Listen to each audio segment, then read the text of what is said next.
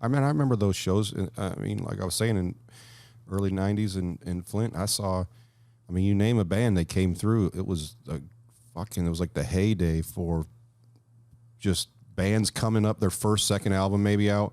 I mean, I saw fucking Pantera, Rage Against the Machine, Slayer, Sepultura, fucking Cypress Hill, Ice-T, Body Count. Like, you know, it was that all their first albums on all the first album tours before they got huge, because the theater there is, I think, is like 1,500. But yeah, and every one of them would say, "Oh, Flint, Michigan's the best crowd we've had." It's like, yeah, well, fucking, okay. And when you're 19 or 18, however old I was, I was probably only like 16, 17 at the time. You fucking believe it. Yeah. We fucking did it. And then every time you see them, they say that, you're like, all right, this is bullshit. But who fucking cares? Because you had the best night of your fucking life. Exactly.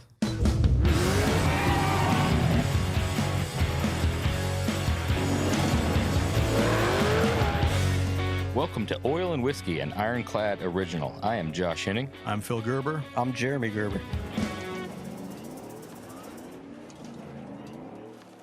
Welcome to Oil and Whiskey, an Ironclad original. Today's guest, we got a very special in-person Whitey Morgan. We've been looking forward to this one for quite some time. Shit, we tried Huge to make fans. it happen. We did. Yeah. And I think we had a Zoom one set up, and I was at home, and my wife left and took her laptop, and I don't have a laptop. I don't even know how to use one. So I just frantically called my guy. I'm like, I don't think we can do it. Shit, I don't have a laptop. I don't even know how to. He's like, you can do it on your phone, I think. I'm like, there's no fucking way I'm going to set this up in 15 minutes. So, I wanted to do it here because, I mean, look, it's way cooler. So much better in person, man. Yeah. Pleasure having you, dude. I've been a fan for a long time, and man, these things are nice. Aren't they? Yeah. Josh picked those out. He's the one that does all the research. Yeah, feel free to get comfortable, man. No, it's good. It's good. I just know from being on a few and listening and watching a bunch, just keep that goddamn mic in front of your face. Yeah, I'm going to be honest with you.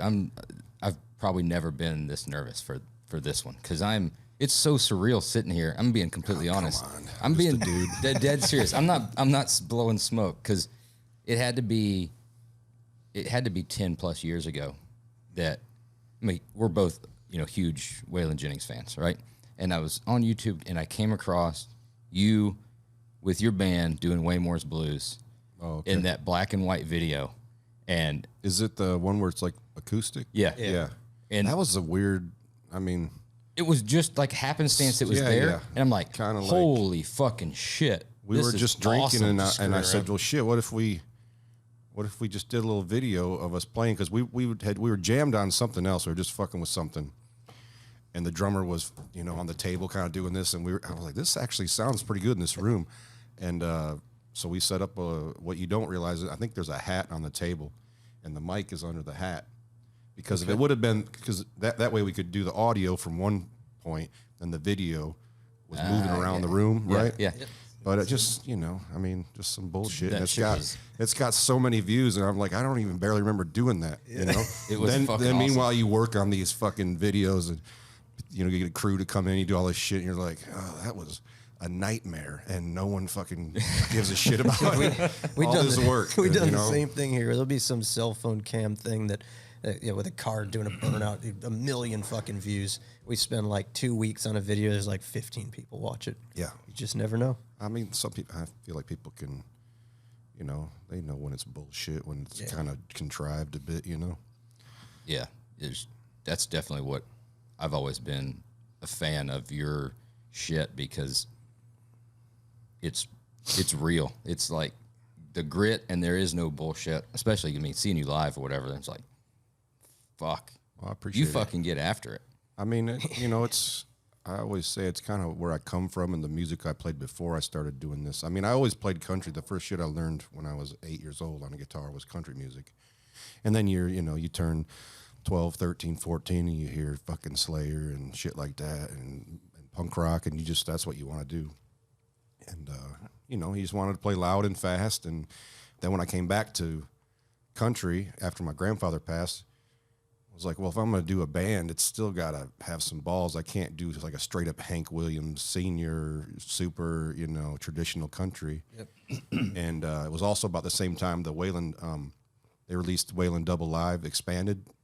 They'd released it in the 70s, but they didn't put all the songs weren't there. Sure. I think there's 44 on this one now. And I mean, I wore that thing out because his band, it was tight, but it was raw and loose and fucking, it just made more sense to me than listening.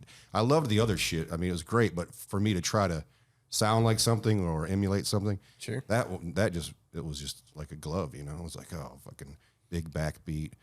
He's just fucking strumming that phaser through everything, big vocal, and the steel guitar is just hotter than fuck, going off the rails sometimes. I was like, yeah, this is... Hell yeah. Is that album, is that translucent gold one? Is it the double album? I don't know. I don't know if it's there's one, I think it's the one it's like a translucent gold. It's got the Waylon wings and the thing. But anyway, so maybe, not to get off the rails here, but you talked about Flint, Michigan. Maybe Whitey can explain to us our always fascination with the Mason-Dixon line and in Michigan. Well, so I'm from Alabama. I've been a lot of time in Georgia. I'm from the South. I'm the one that always gets made fun of for being country, being too redneck, right? From these Yankees. Yeah. But we always talk about going, anytime we're in Michigan, specifically, we go to Detroit for the car show every year and stuff. There's way more country there than in the South. Like not in Detroit, on the way to Detroit. People that come to the show. Yeah. Well, I mean, I think at this point, everybody kind of knows. I always tell people, when they ask, well, how the hell do you play country music and you're from Flint, Michigan? And I say, who the fuck you think built all those cars? A bunch of fucking hillbillies that drove up Highway 23, just like my grandfather did. Yeah. And that's who I learned to play music from. And that's, that's it. I mean, I know there's a million songs about it, Yeah. There's Detroit City by, I think Bobby Bear's version is my favorite. I'm not sure who wrote it, but, and it's all about that. Those hillbillies coming up and working for GM and Ford and partying like crazy on the weekends and building cars all week, It's fucking crazy. So you were talking outside, didn't even know that you got your start in fucking auto body and car building. Yeah. That's why I was, when I got pitched this podcast, it was like, well, this is one I can do because I know a little bit about, what I know about their world. Sure. So it's just easier to, to fucking have a conversation about it. Yep. But yeah, I did body and paint for quite a while. Is that something you wanted to do, or is that to get by? Oh, I was fucking, when I was like in 18, 19, I was right when like, it was kind of, I feel like there was a little bit of an explosion. It was kind of the mini trucker shit was happening, but there was also like a resurgence of the full size Chevys, 70s and 80s. Yep. Were beginning to be cool again. People were slamming them.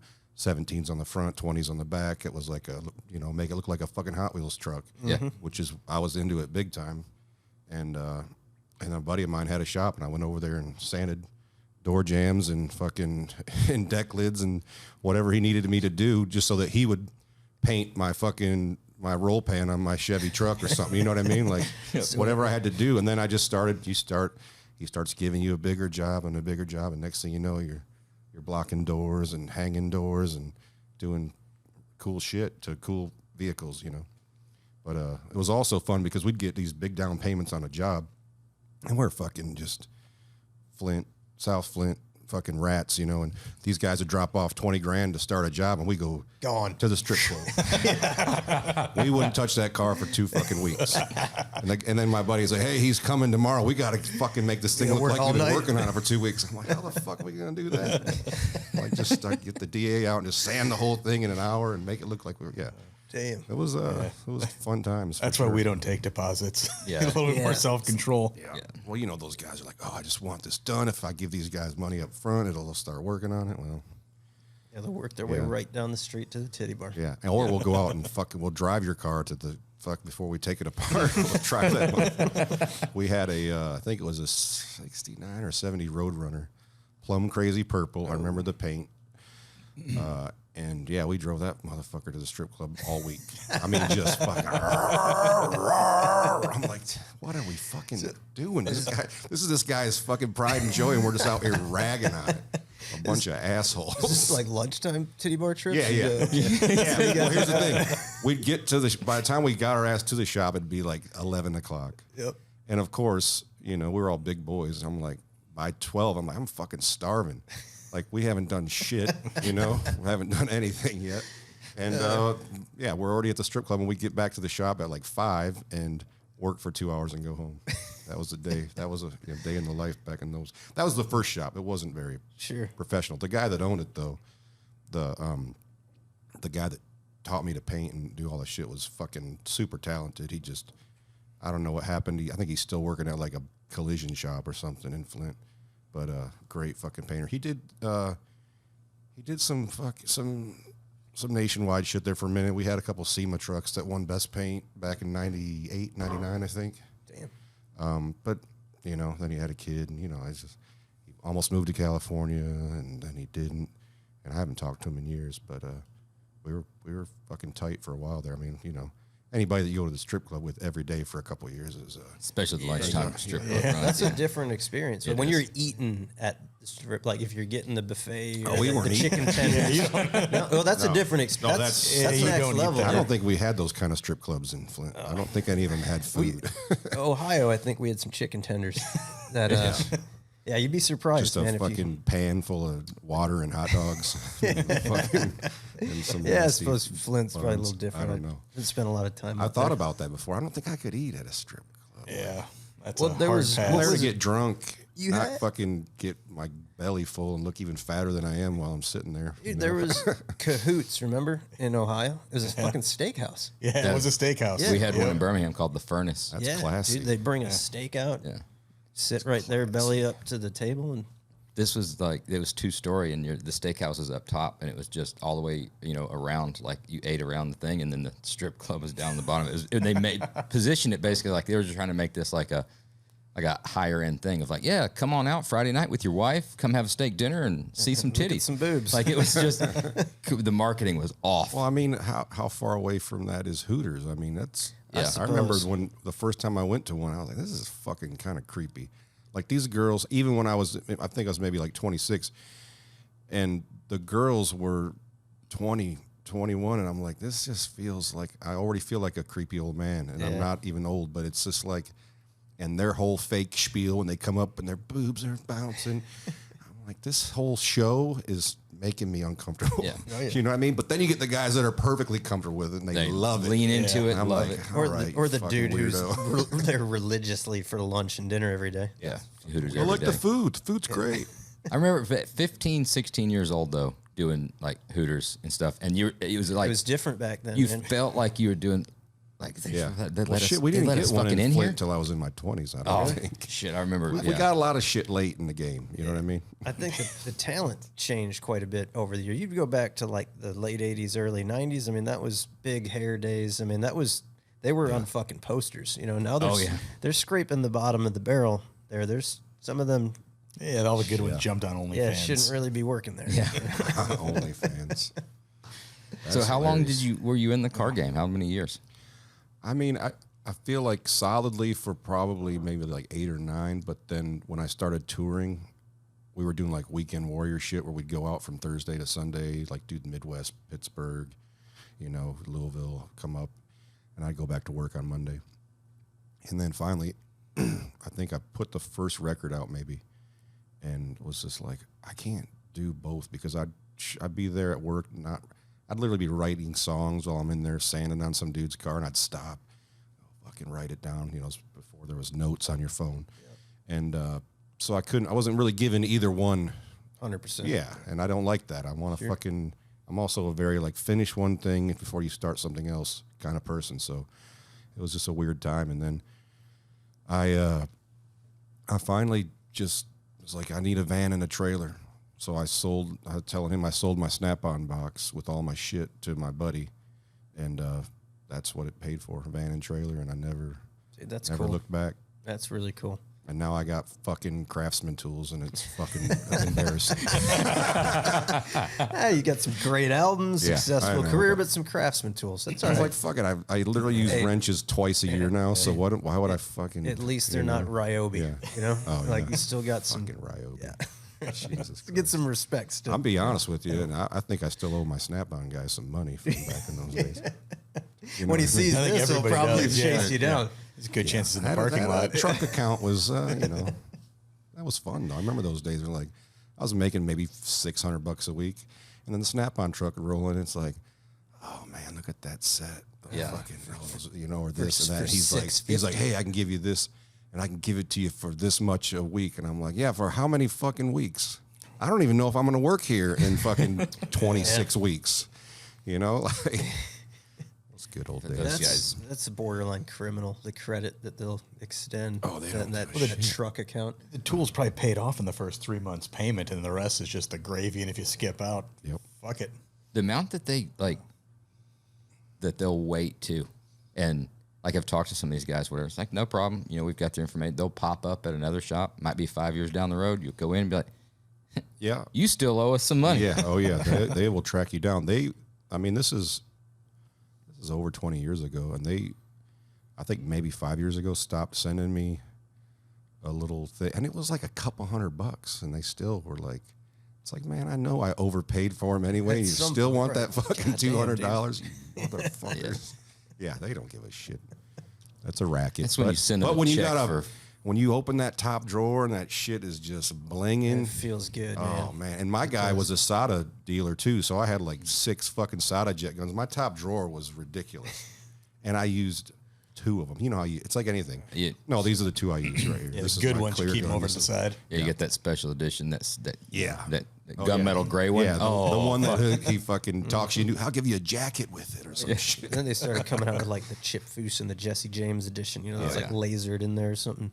Yeah, that was, Foose, and that was right around the time when I was doing a lot of painting. That was kind of that era. We did a lot of motorcycles that were that fucking green with the purple flames with the fucking orange pinstripe. Yep. That was fucking hot.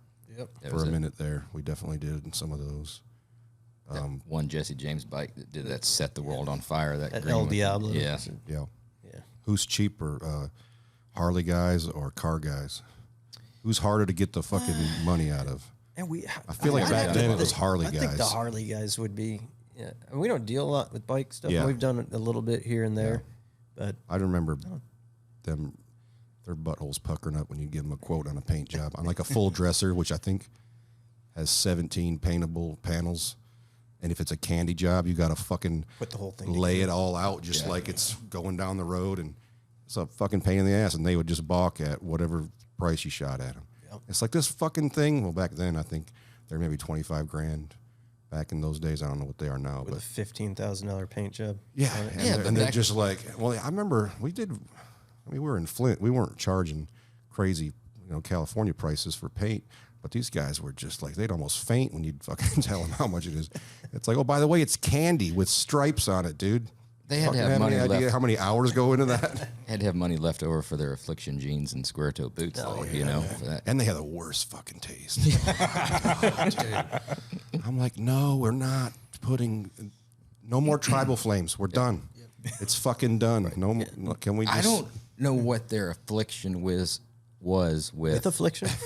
their Addiction to affliction.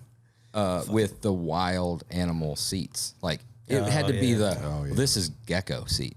Well, who it looks like shit. The ostrich and Also, the Stingray. We had one here. We were going to do an elephant foreskin. really Yeah, just something real fucking Those are exotic. big hides, though. That's the good part. You could get a decent sized hide out of elephant foreskin. Yeah. Another thing that would really get under my skin when I was working in that restoration shop was, I'd have thousands of hours. We were talking about it. They media blast it. They bring it to me, and it sits in my booth until it's rubbed and fucking goes to assembly, which is fucking weeks and weeks and weeks, depending on how much I show up. Yep. You know what I mean? Right. It's like your baby. No one else touches this is your fucking Charger or whatever. I did so many fucking Corvettes. I don't even fucking hate them. Love them, hate them, but what, anyways. Then you'd spend all this time marrying this fucking thing, and they'd bring their wife in to pick the color. and I want to fucking lose my fucking mind. And she would pick something the stupidest. If it was a custom job, you know, but if it was factory, I knew the 6 colors it was gonna, you know. But if we did something cool, I'm like, oh, we could do like candy root beer or something on this candy tangerine with a pearl white cove or something, and they're just like, no, my wife thinks rose pearl is a good idea. Your wife's fucking stupid. I'm like, I've got a nail polish that I want you to match. fuck, dude. Also, you're like 75 years old. You're gonna drive this for 2 fucking years, and you're gonna be gone, and she's gonna get it. Right. So paint it the color you fucking want it. By the way, your hard-earned dollars are the one is what fucking paid me to do this job. That was the concession he made, though, when he said, we're going to build this car. Yeah. I'll let you pick the color. But the color fucking can ruin it. Yep. 100%. I mean, I have done 2 rose pearl fucking Corvettes. It's fucking hideous. We did. I mean, it belongs on like a 57 or a 56 Chevy. That's what they came on. They didn't come on a fucking Corvette. But she saw the picture in a fucking book. Had to have it. And had to have it. And I'm just going, yeah, cool. Fucking can't wait. Can't wait. Let's do it. Well, it's a good thing you changed careers because that's a tough, I'm not a people pleaser. That's a tough way to make a living. Yeah. I don't know. Like I said, I loved the shop vibe. I just missed the shit talking and yelling across to somebody else's bay. Fucking, are you getting married to that thing? Because it's been in there for 2 months. Yep. You know, Fucking career project. Yeah. Sopping up the gravy. How does Throwing that? tape balls. We used to have. This is a hot take. This is not going to be popular. But we used Those are the ones we like. We used to have this one guy who was kind of a hillbilly. He did okay work, but we called his bay the abortion clinic. Because it was just like everything he worked on in there was a fucking. You're just like, oh, look at this fucking abortion. This abortion clinic. He would get shit done fast, but it was never great. He's like what I call like a ram jammer. Just like he's the kind of guy that if you can't break a fucking bolt loose, he's like, oh, I'll get it loose, and then he just breaks it right off. I'm like, cool. There was other ways to do that if you would use your fucking brain. But now we got to drill this fucking thing out, and it's like a giant pain in the ass because you couldn't fucking wait 5 minutes to do it the right way. We had a guy's bay he's called the dairy farm. Because he'd milk every fucking job. Yeah, that's a good one. How does that? We had the sniper for a while. He was a silent assassin. Yeah. Just murder hours. That was a good one. How does that dynamic though compare to like the guys on the road? You got a group of guys. You're in a fucking van. You're traveling all over the place. Compared to like the camaraderie to those dudes that are in the shop. I mean, the guys in the shop. I guess you're not hanging out with them all day. You don't eat every meal with them. I mean, you're not sleeping in the fucking same hotel as them and in the studio and everything else. So it's a little different. I mean, these guys that are with me, a couple of them have been with me for over 10 years. And, it's like fucking family. Actually, I know them better than I've never known anyone in my own family. I know all their secrets. They know all mine, but, we got the best of both worlds because, you get the shop camaraderie, you're in that environment. We do a ton of car shows, so we're kind of like, on the road. In the early days. Yeah, I was going to ask you about that. If you guys... Yeah, dude, you'd work all day, all night. Are you hauling cars around and then you got to deal with dipshits at the fucking truck stop that want to talk about what's in the trailer, all that kind of shit? Well, the problem we got now, we finally upgraded. But I guess it works out all right because Phil, my old man back in the day, we'd be on the road doing all that shit. It's like touring basically. Yeah. Now we got like a pretty badass rig, but we're off the road. We got a full-time driver. But that rig is like, you roll into the truck stop, it is the conversation piece of the truck stop. For sure. Yeah, stretch long-nosed Pete. Dude, Jesus, truckers, they're lonely dudes. They spend a lot of time behind they can't wait the wheel. To talk. And fuck, they'll fucking talk to you while you're at the urinal taking a piss. Yeah. And they think I'm a truck driver because I got long hair and a beard and I'm fucking dirty. They're just like, hey, where you coming in from or something? And I'll fucking play into it. I'm like, I'm on a fucking 24-hour stretch from whatever, I've listened to Convoy enough times. I can pick up the lingo. The lingo's changed a little bit now. You got to be wearing like socks and sandals and some Adidas pants to be a truck driver. It has. Are they? You see that more with the local guys. I mean, you see the over the road guys. Are they doing that still? Yeah. It's I mean, just when I've been on the road for 20 years, and when I look at a truck driver now, when I'm driving by him, they don't look the same. It's the 70s badass. It used to be a trucker it ain't the hat. big fat It ain't the snowman. dudes. I guarantee it's not the snowman. Turban. Yeah, No. or just it's just young guys or young girls. You know, it's people that need fucking jobs that are willing to do it. Yeah. In the old days, it was crusty old motherfuckers. Yeah. And they don't even get to drive as long. Like, I don't even think they can be on the road more than 8 hours or something at a time now. It's 11. Is it 11? 11 on, 12 off, or 11 on, 10 off. I'll fucking do 19, 20, easy. Yeah, just give me some fucking caffeine. I mean, let's go. Oh yeah. What do you think the sale of speed did when they made that rule of going to 11 hours? Because Probably the just a trucking drastic industry, fall the off. trucking industry kept speed like alive. Yeah, oh, for sure. Well, I think I only knew what it was because of really, yeah. What do they call them? Yellow Jackets. Yeah, yeah. This is right next to the boner Yeah. pills, right? Yep, the boner pill. Male enhancement. Yeah. Yeah. Remember that in the bathroom in the old days? You'd walk in and there'd be a plethora of boner options. Man, the dirty shit. Here's the options for getting a boner. Then here's the What you do with it. stick over it, so you don't get fucking some sort of bumps from this lot lizard that's standing outside waiting for you. Whatever happened post purchase on those things were, oh, dude, I don't even want to know. Dirty. What a life, though, man. Like being on the road, it's got to be interesting. When you yeah. sold your Snap-on box, bought that van and trailer, you said you'd already put an album out. What kind of plan did you have at that point? Was it pretty much solidified, or was it a full-blown gamble? There's no. I feel like nowadays all these guys have like a plan, and they expect to be big because they see it on YouTube and all this shit that if you just do it like this, fucking you can be. All I wanted to do was not play music in my hometown. And not because I didn't want to be in my hometown. I just wanted to play everywhere else because that's, to me, I would see these bands come through Flint. I mean, I went to so many great shows in the early 90s when I was in my teen years. And it was so fucking glamorous to me. I mean, I would show up early. I'd watch them load in the road cases, all this shit. I'm like, oh, again, gear. We fucking love gear. Yeah. Even then, I was like, oh, if I had a road case, I'd made it. Yeah. Like, I'm walking in my little combo amp, and I barely have a case for my guitar, in those years. And that was it. It was just like, get a fucking van and just play in a different town every night. And, girls was definitely part of that excitement, like just freedom, the fucking, as corny as it sounds, the fucking open road, man, and seeing mountains and rivers and shit. You're from Flint, Michigan. The only shit I ever seen was northern Michigan, which is beautiful. Yeah. But I never seen a fucking mountain until I was in my late teens, early 20s, and I've been to all 50 states. I played music in all 50 states. That's fucking awesome. And that just happened. I just went to Alaska for the first time a couple months ago. Was it a good show?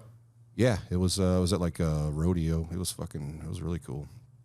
Were you handling all the booking and shit back then when you're doing that? I had my old bass player used to do a lot of it, and then I did quite a bit after he was gone, and then I ended up getting a couple of different agents along the way. But I hate to ask stupid questions. No, it's for us. It's it's new and yeah. Is that shit like live? Is it fluid? Or are you like, all right, we've got the next 8 weeks booked? Or are you like running a show and you're doing, oh fuck, we got one in a weekend, and let's go do Pulling this. into Denver, let's stack something on top of it. Yeah. Start calling bars. Right. Oh yeah, there was a couple of years there where we'd be in the middle of a tour, and I'd try to find us something for the weekend just to pay the band or do whatever I had to do. But yeah, it's that's the booking thing. I don't wish that on my worst enemy, because unless you're a big band who every fucking venue wants, and they will drop all their other holds to book you.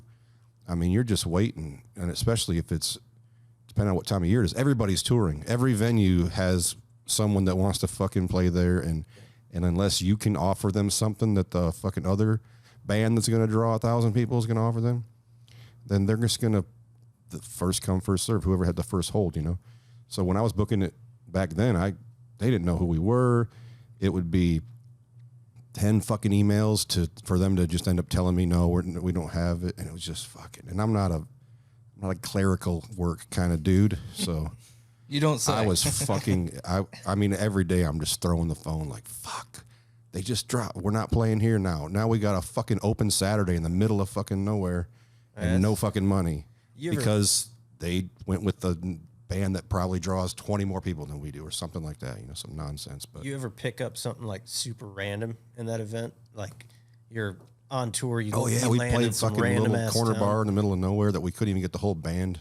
They didn't even have a stage. We were just playing in the front like this. People walking through the door, and we're in the corner just trying to make $200 to put gas in the tank. Yeah. Damn.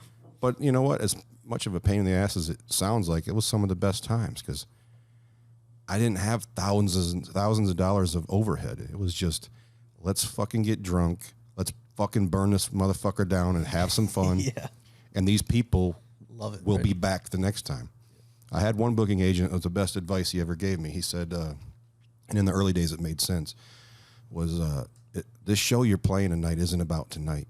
It's about the next time. Are they coming the next time? The next time has to be bigger, so you better fucking put on a hell of a show, because next time, and then the next time, and then and he said by the time you're 50, he said that's the biggest you'll ever be will probably be when you're 50. He's like, but the good thing is if you put on good shows this whole time, you'll never go back. You'll always draw. If you're drawing 1,500 in Denver when you're 50 years old, when you're 60, you're going to draw 1,500. As long as you've always put on good shows and you've always, you know, you fucking don't leave anything on the table. You go out there and fucking give it to them. And dude, we saw David Allen Coe locally here at the Penny Road Pub. I mean, he must have been like 200 years old at that point. Yeah, he's getting up there. Man, I mean, it was cool to see, right? But you know, he put on a hell of a show for years and years. I opened for him every time he came to Flint for like 5 years straight. I mean, really? I think we did 6 shows or something. Never met him once. He would literally just walk onto the stage, go get in this white Escalade. Yeah. Fucking bounce. Yeah, he sat up there, he had like this fucking hair extension thing going on and just sat there, didn't look at anybody on a stool, never got up. There were off some the of those stool. shows where it was fucking epic, like where you could just tell he was feeling it that night. You know, when you get that old, you've done as much shit as he's done, you're going to have nights where it all comes together and it's fucking brilliant. And then some nights you could just tell he just wasn't feeling it. He would start a song and stop it and just go right into something else. But there was a couple nights where it was like, fuck, he's doing the deep cuts and he's fucking killing it. Yeah. Great shows. How do you deal with that as long as you've been doing it, as many times as you've played those songs? Is it completely mental in your head, or is it venue and fans dependent on it's not going through making sure you're not going through the motions? Yeah, I mean, when you got a good crowd out there, it's pretty easy to give it everything and live in the moment, you know, and not just fucking kind of glaze over and put on the autopilot. Yeah. Last night in Milwaukee, I mean, we haven't played Milwaukee in probably 3 years. Wasn't expecting much. There was 400 people there. I'm like, okay, it's good, decent turnout. And they were fucking going nuts. It was great. 3 songs in, I turned to Joy. I was like, fuck, man, they showed up tonight. You know, they were having fun. We had a couple scuffles down front like the old days. I was like, Kick his ass. Yeah, it was fun. And I ended up drinking way too much because when they're having fun and I'm just like, I used to have a rule, like, I got 1 drink on stage, I pour a nice tall one, and that's going to last the whole set. Yep. It lasted about half the set. During the encore, I went backstage and got the bottle and came out and fucking was drinking on that. And then, you get off stage at the end of the show, you just keep drinking. I'm like, what am I fucking doing? I'm sitting in a fucking green room by myself. Why am I still drinking this shit when all it's going to do is fuck me in the morning? I'm going to be in the shower just like, oh, you dumb motherfucker. Why did you? Yeah. But, so Milwaukee, man, it was great. I've always wondered that, and not at all similar, but from like what we do, and you're building cars, you're doing stuff, you're always like wanting to do something different and that next thing and stuff like that. And sometimes you're like, we're all big into music. We go to a lot of shows, and we always have thought like, man, how it appears as though he's having just as much fun up there as he did the first time he played that song. Right. But how the fuck can you do that? You know, it's if every venue sounds different. Like I said, every crowd is different. So I'm kind of feeding off of that, But I mean, there are times when you kind of almost have to fake it because they're having fun. And meanwhile, they don't know that it sounds like shit on stage. Like maybe these monitors are shit. Maybe I can't hear my vocals. And you got to just power through that because they don't fucking know that. Yep. And they fucking saved up for this. They might have booked a fucking hotel. They might have drove from 2 hours away. You can't. It ain't about you, motherfucker. Event. Get over your shit. You know what I mean? Yeah. That's why I want to tell a lot of these guys, because I have seen and heard a lot, guys just like going off on the crowd about some shit or just being a fucking, just being whiny on stage. It's like, you got to just fucking suck it up, get the fuck off the stage and blow and destroy the green room. That's what you got to do that. Yeah. You don't fucking do it to them because they didn't got shit to do with it. They don't work at the venue. They're not running the sound. They're not the guy that gave you the shitty door deal that you agreed to and now you fucking wish you didn't. So just get the fuck over it and drink a couple of drinks, which is what I usually do. And they're there to see you. And yeah, exactly. And like I said, you don't know, this guy down front might fucking only make, 15, 20 grand a year. He's got 3 kids or something. This is his one night out in 6 fucking months. Or better make it worth it. Like, we'll be there tonight. Oh, yeah, we're gonna have and we got the dudes from Autotopia are out here, right? The killer YouTube channel for car stuff. Yeah. And they're in from California, LA. And we're sitting here doing a podcast with them last night. They're filming today. And we told them, we're like, dude, we're going to Whitey Morgan's coming in tomorrow. We're going to the show.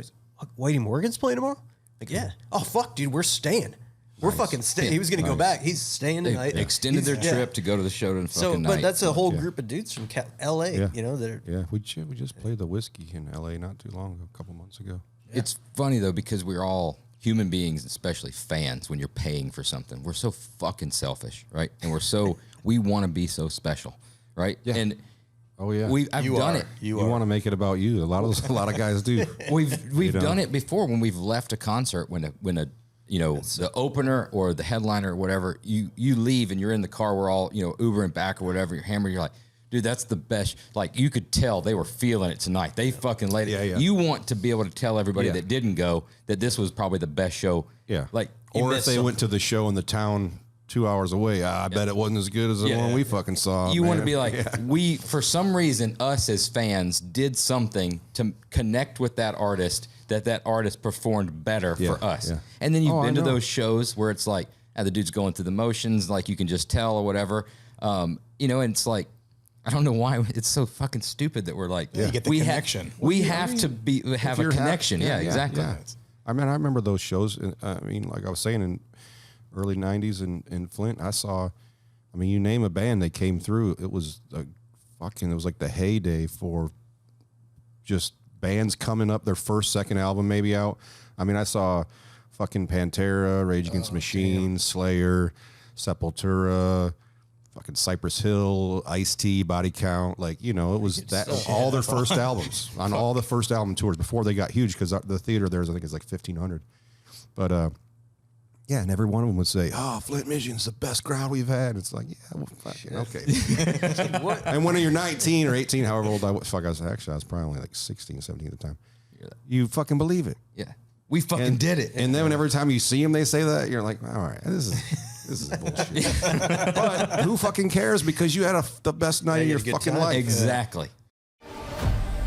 Hey everybody, it's Josh Henning here, co-host of the Ironclad original Oil and Whiskey podcast. In addition to producing podcasts like Oil and Whiskey, Change Agents with Andy Stump, Danger Close with Jack Carr, and others, Ironclad also works with some of the world's biggest brands like Mechanics Wear, Under Armour, the Navy SEAL Foundation, Anthem, and a ton of others to create industry-leading custom film series, commercials, podcasts, and more.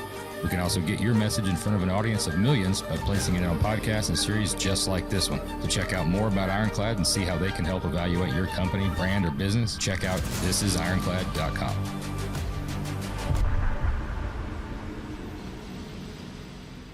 I mean, I remember those shows. I mean, like I was saying, in early 90s in Flint, you name a band, they came through. It was like the heyday for just bands coming up, their first, second album maybe out. I mean, I saw fucking Pantera, Rage Against the Machine, Slayer, Sepultura, fucking Cypress Hill, Ice-T, Body Count. Like, it was all their first albums on all the first album tours before they got huge, because the theater there is, I think, is like 1,500. But Yeah, and every one of them would say, "Oh, Flint, Michigan's the best crowd we've had." It's like, yeah, well, fucking okay. And when you're 19 or 18, however old I was, I was probably only like 16, 17 at the time. You fucking believe it. Yeah, we fucking did it. And then every time you see them, they say that, you're like, all right, this is bullshit. But who fucking cares? Because you had the best night of your fucking life. Exactly. I mean, I would pay thousands of dollars to go back in time and fucking go to that first time I saw, on the Vulgar Display tour, like fuck, and that. See what kept was nuts. What kept you from going towards that genre? Like you're growing up then, and you're listening. I mean, Pantera we had a couple. Rad. Yeah, we had. I was in a couple like hardcore metal bands, but then my grandpa passed, and you get your heart broke a couple times by some fucking girls, and it just started to creep back in. And then I had my grandpa's Gibson J200 that I had inherited, and it's just sitting there. And I started realizing that I could sit there and play a Merle Haggard song or a Waylon song on the edge of my bed, and it sounded like a fucking song.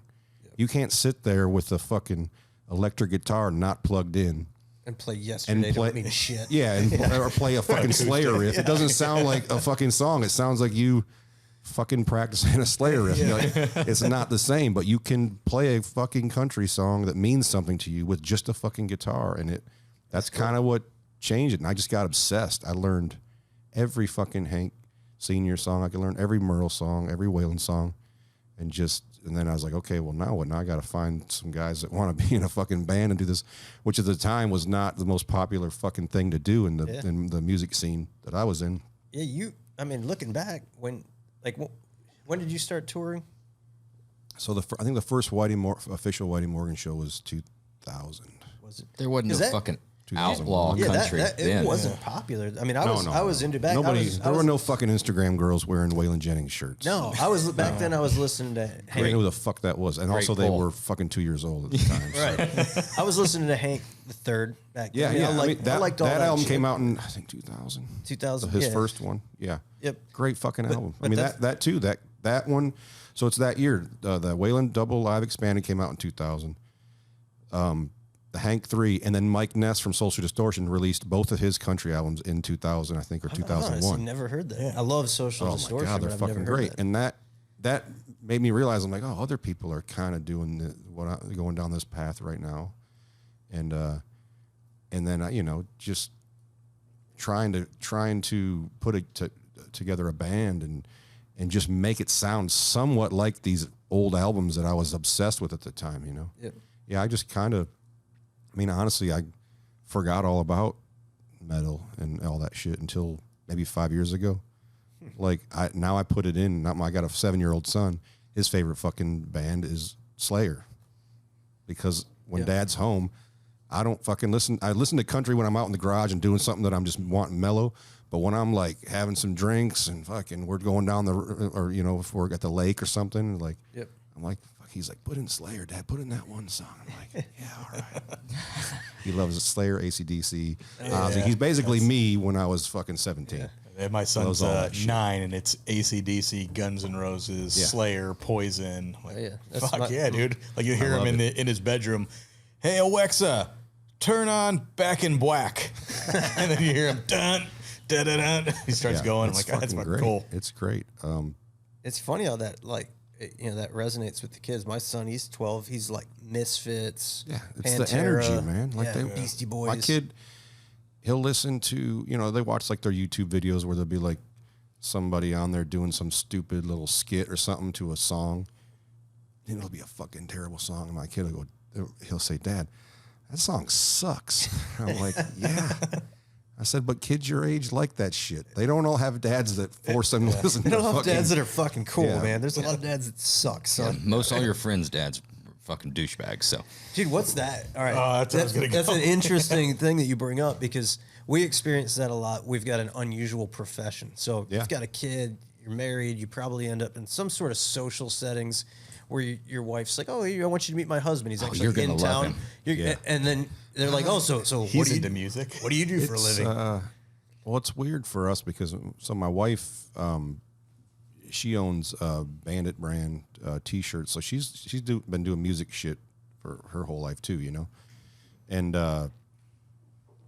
so the kind of people we hang with kind of already know usually. But I mean, I live in a small little mountain town, so the people up there kind of it's kind of cool when I meet them and they're like, wait, I've heard you on the fucking on YouTube or Sirius or something. Yep. And then the next time I see them, they act completely fucking different to me. I'm like, the first few times we met, you were just a dude, and now you're like acting different. Then they'll ask you to sign some shit, and I'm like, come on, man. I've got a. Can I just have some regular opportunity. fucking dudes? Like, it's just weird, when all of a sudden it changed, they start fucking acting different towards you. But I was guessing like break out acoustic guitars. Hey, listen to this. What do you think of this? I've been working on this. I've right had here. them fucking like I fuck up and give them my phone number, and they'll send me fucking songs or something. That's tough. I'm like, hey, shit. You got to be brutally honest. Like, dude, it fucking sucks. Dude, Well, it's hey, I'll honestly, tell you what. it's the worst thing I've ever heard. There's a Skynyrd song that he says, don't ask me my business, and I won't ask you about yours. Yeah. I mean, like, that's the way I feel. Like, if you want to talk about fishing or barbecue Sure. or fucking cars or something, for you guys, I'm sure that's annoying as fuck to talk about that. But like, I don't want to talk about when I'm putting out the next album. Yep. When I'm home, you want to fucking talk Maybe about going up in the chill out. trails or maybe fishing or hike, anything. Yep. But I don't want to fucking talk about music right now. I'm with you. Unless it's how fucking good this Slayer riff is we're currently listening to on the lake or something. You know what I mean? I've found to just quickly dismiss it now. It's like I'm into fabrication, manufacturing. Yeah. You could just, and then you can blow right past it. Because there's always the condescending remarks when you're talking about like, or they have to relate it to something. They can't, like you say. We've talked about this on the podcast a bunch of times before. Either family or you do meet that guy. Oh, you're sitting at dinner, you're having a few drinks, and the wives are talking, and the guys are like, "Well, I'm in Investment banking, managed IT. What are you doing?" And you don't want to be like, we build hot rods and stuff like that because then it's going to go into, so like on TV, like Dave Kindig. Yeah. Exactly like that. Yeah, we're the same person almost. Yeah, it's crazy. Everything that you've seen, so let's move on to something else. Yeah. they're like, like Garth Brooks. I'm right? genuinely more interested in what you do than Yeah. talking about what I fucking do. You know yeah, what I 'cause mean? I don't Even if it's some understand managed investment IT. banker. Fuck, let's talk. I don't Right. know what that even means, but like Sounds I don't like want a to talk con. about. Yeah. fucking, Dude, that guy, you got any crazy stories from the road? Like, that no. dude's sitting over there and he's like, God, the motherfucker wants to talk to me about banking. I'm fucking sick of talking Right. about banking. Yeah, No, I think those interested guys in probably something. like it. They fucking love that Yeah, shit. yeah. You'd have to do that. Let me tell you about this memo I got today. And most of them motherfuckers work from home now anyway, so there's nothing to talk It's about. wild, yeah. I just was listening to we're in the car listening to Rogan, and there was somebody on there talking about how the commercial buildings are like, and I was noticing it on the way today. All those 20,000 square foot office, they're fucking empty because you can do that shit from home. But coming down, like you came from Milwaukee, so you came down 94. You see the massive amount of like manufacturing and warehousing. Yeah, yeah. Dude, if you That manufacture type in a of shit warehouse, is different. gold. I'm talking just Yep. random But, yeah. office Empty. buildings and shit. Like, well, Empty. you don't need to go to a fucking office.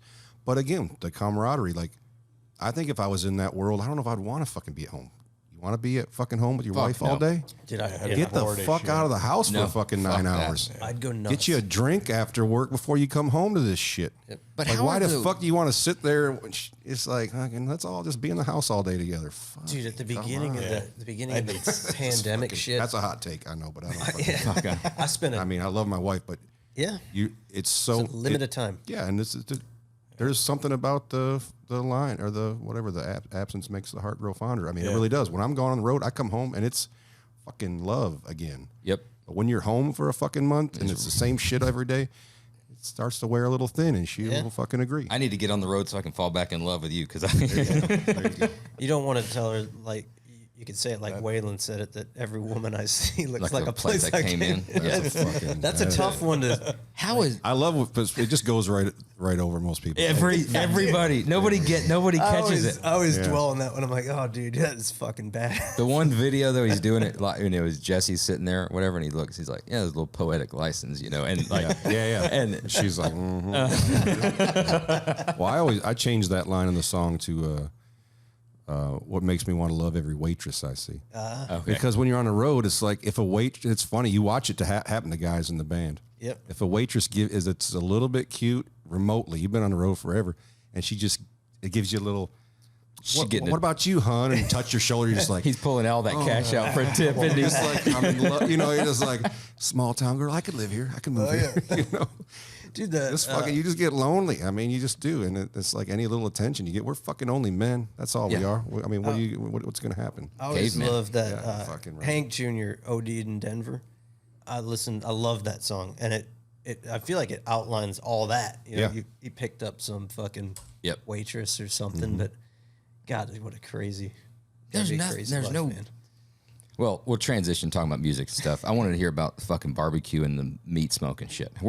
How did you get into that shit? Looks like you're doing some badass fucking stuff. I think, honestly, when I was a kid, my dad would do a lot of grilling, and every year for my birthday, he'd say, "What do you want for your birthday?" I'm like, "I want you to cook ribs." That was it. I was never like the greedy kid that needed the shit.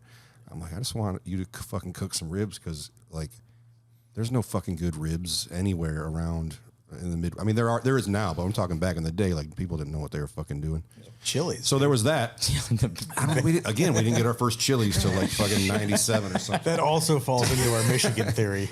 Michigan, we always say, is like 10 to 15 years behind everything else. Certain cities are maybe even more. They just got an Abercrombie and Fitch like last year, I think. Cargo shorts are coming back. They're too busy building shit. Yeah, they were. I rocked some cargo shorts back in the day. Yeah, we all did.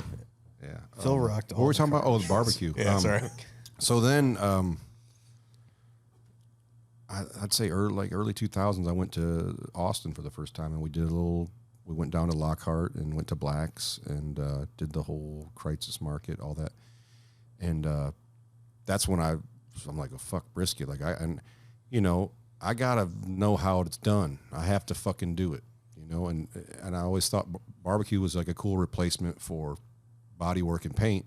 It's something you start with raw, and it takes lots of hours, and if you get good at it, the reward is fucking bitching, right? Yep. So if you fuck it up, it's it'll let you know. It'll let you fucking know. Both of them will let you know if you suck. Yeah. When you're going down the road in that car and that thing's waving at you as it's going by, you're like, oh, maybe I'm not the best body man. And when somebody's chewing on that meat for 30 minutes, same. Like, And I just loved the, like I said, just the fucking the hours it took and the hard work and splitting your own wood and just fucking doing it from scratch, you know. And over the years, I've just gotten better at it, and it's just, you know, it's just something I love to do when I'm home. It's fucking, you know, it's like therapy, dude. You just get out there, get that fire going, tend the fire for 12 to 16 hours, and drink some beers and fucking watch the fucking sun go down. Like, it's the best. What's your best shit? The one that you know you're fixing to flex on somebody. You're like, I'm fixing to blow you out. And then what's your Achilles heel? What's the one that you're like, fuck, I'm scared to death of doing that? I mean, I don't know. I've worked. Brisket's a fucking hard one. Well, I did that first. Until you nail it. I never even cooked ribs until I figured out how to do brisket. Fuck. I mean, years I didn't cook ribs. And then I realized, I'm like, ribs are fucking easy. Like pulled pork or shoulder, whatever, fucking easy. You know, once you've figured out brisket and spent all that time on it, it all kind of translates over. And once you just, you know, a lot of guys, I mean, it's the same with me. After years, you don't even need the fucking thermometer anymore. You just pick it up and you fucking see the feel. Yeah, the brisket, the ribs, everything. Is that the squish or the fold over or what? I mean, is it? It's just the way it feels limp in your hand. Is it? It's hard to explain. And if you just squeeze the ends a little bit, it's like, oh yeah, that's fucking overdone, or that's perfect, or still a little tight, needs to go a little bit more. But yeah, I mean, I cook every year on my birthday. We do a big party out. It's coming up, isn't it? Yeah, and I actually have. I'm not cooking this year. My boy, fucking John Lewis, is coming, and he's like the Central Texas fucking legend. Him and Aaron Franklin started Franklin Barbecue together, and then he went off and did his own shit. And I met him randomly. We're in Charleston. He's out in Charleston now, and we show up in the green room one day, and there's just like pans of barbecue sitting there before we even sound check. Like, he brought the shit over early, which they never do that. It's always like if you got a caterer, you got something that's coming, if they're doing food for the show, it's always late. It's never that good. And you know, I'm a fucking barbecue snob, and I didn't know that's who it came from. I didn't even know he was in Charleston. I think he'd only been open there for like a year at this point. You know, I knew who he was, but I thought he was still in Texas. And end of the show, I mean, this shit had been sitting there from 2 in the afternoon till midnight. I didn't touch it because I don't really eat before the show. I just drink. I like to go out on stage on an empty stomach because I just can't deal with having a bunch of food, especially barbecue. Because you can't just eat a little bit of it. You're like, okay, half. I want to take a nap for about 15 minutes. So we get backstage afterward in the green room, and I fucking open it up finally, and I just pull out like a couple of slices of brisket, and immediately I'm like, oh, this is. So they don't have brisket in fucking South Carolina. They do now at a couple places, but it's not as good as John's. Is that vinegar-based pulled pork? Yeah, the chopped pork, which I love. And this shit was fucking, even after it had sat for that many fucking hours in that green room, that fucking barbecue was top notch. Damn. And I'm like, where did this fucking come? Like, I didn't think this existed here. And the guy's like, oh, it came from John Lewis Barbecue. He's a big fan. He brought it over. I was like, John Lewis is in fucking Charleston? And they're like, yeah, he's moved here, man. He's fucking taken over. That's cool. Solid marketing play. I was like, fucking. So immediately I shot him a Instagram because I don't know any other way to get a hold of him. Never heard back from him for fucking a year. And then we played there again, same thing. And I was like, do you guys have his number or something? I'd like to go to the restaurant because a lot of times we don't get to town early enough to do shit except for load in, fucking hang in the green room, play the show, and leave. And Charleston was always one of those towns. But yeah, finally me and him drank. I think that was that second or third time he came, and we fucking got wasted backstage. And that's cool. He disclosed some secrets that I was curious about. Some trade secrets, got loose lips when you have a few drinks. And then and your brisket game got better. Yeah, it did. Just a couple of things he told me, I was like, this makes sense. Like, fuck, if I just do that, it's going to be better. But we have to get those off air. He's always like, man, that party you do every year out at your place, I'd fucking love to come cook at it. I'm like, you want to come to my place to do what you... He's like, oh, I don't really cook here anymore. I got people that do it. He's like, I haven't trimmed a brisket in a while or whatever. And cool. But he came out, hung out at my house. We fucking, him and his buddy Philip fucking killed it. We did enough to feed like 1,000 people. Oh shit! So what is this birthday bash deal? Like, it's just a fucking party. Yeah, it's just a big party. There's usually 5 or 6 bands. And people can sometimes get tickets we do it on sometimes we do it on the weekend, or we do it 2 days. Sometimes it's always Labor Day weekend. It's a good weekend out there. It's because on Monday all the tourists leave basically, and if you go to the party then stay a few days, like you get the lake to yourself. There's fucking nobody out there. Where can people buy tickets? On my specifically, it's on my us three could buy tickets to it. Oh, you guys don't need tickets. Shit, that'd be a fucking blast. You know a guy. You'd be all right. It's just on my profile page on my Instagram. That's the only place. Go to your Instagram. It's just got the link right there. It says birthday barbecue or something. What bands are going to be there? I got a bunch of California bands this year just because it was easier. They're all right there. They can drive up from LA or down from San Francisco and come over to us in the mountains there. But it's a band called Blue Drivers. God damn it, Brian! I'm sorry. Worst endorsement ever. Yes, fucking. It was the Blue. Yeah. Emily Rose and Leroy from the North is the other band. Yeah. I think I might have one more. I'm not sure if I've confirmed them yet or not. But I mean, the good thing is that I just try to get bands that I know are going to be a good hang. Like, because they don't necessarily need to draw. I just need you to come and fucking play good and hang. Not be somebody you want to be around. Right. It's a fucking party. Yeah. If it turns into, fucking drama queen central, then it just ruins the vibe. And everybody that comes, we've never had any fights, any fucking bullshit. Well, I shouldn't say that. There wasn't a fight last year, but I did have to come off stage. But they were just trying to get a guy out. And of course, my wife, who's fucking crazy. She was the one like pushing him out, and then I kind of saw him turn around and look like he was getting angry. And then one of my good buddies was right behind her. A fire came out. And I fucking threw the guitar down, broke the neck, jumped off the stage. Just kind of was like, everyone's like, "Oh, I thought you were gonna kill him." It's like I was just making sure that the situation was handled because all I saw was my wife and my buddy, and this dude was fucking 400 pounds. I just wanted to, make sure. And she She's like, get back on stage. Everybody's got their phones out. I'm like, I don't give a fuck. Dude, it fucking helps the image, man. It's TMZ. And then, of course, they're kicking the shit out of of course, the next guy, the next day, the guy fucking was like apologizing because it was a 2-day. That last year we did it 2 days, and he was like trying to stay. Yeah. And my wife's just like, fuck, no, you ain't fucking staying. Done. You know, for the most part, everybody's cool. Well, if you haven't fully booked all the bands, we do have. Got somebody? There's somebody that's got. What are you gonna get after with our fucking jingles? Is that where you're going? No. We talked about it last night on the podcast. You know who's coming back? Who? Chris Gaines. Fuck. Good grief. We were talking. Yeah, we were. He going to fucking trial for all these dead bodies? What's going on with that? I don't know. I don't even know what that is. I just know that that's what people are saying. That's Tom Segura. And, Segura. Yeah. But that's some funny shit, dude. Like when you were talking about those concerts you went to back in the day, I remember vividly in the Georgia Dome. This had to be 95.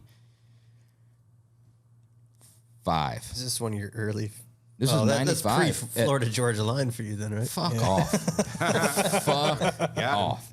So 95, it was Georgia Dome. Saw Garth Brooks in concert, right? And this was 95. This was the heat of the biggest, greatest fucking shows. I mean, just holy fucking shit. And then you're talking about like you're still looking up to those guys. I can't look at that concert and feel the same way because of Chris Gaines. Chris Gaines ruined everything. Dude, Chris Gaines has had a serious negative impact on your life. It was the worst. You bring that up a lot. Well, I mean, from a business-minded marketing standpoint and everything, about positioning, that's the worst fucking decision to ever have made. Like, what the fuck? Show us on the doll where Chris Gaines touched you. Chris Gaines.